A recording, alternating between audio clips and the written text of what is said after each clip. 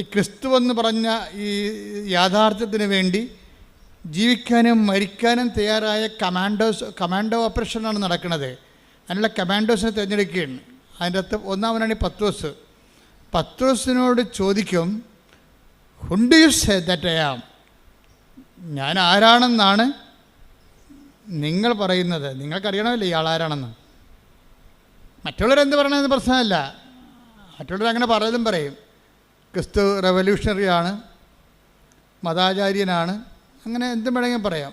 സാമൂഹ്യ പ്രവർത്തകനാണ്, അധ്യാപകനാണ്, ഗുരുവാണ്, ആനകൂന എന്നൊക്കെ പറയാം. ഒരു കഥയുമില്ല. പത്രോസിനത് വെളിപാടായിട്ടാണ് കിട്ടുന്നത്.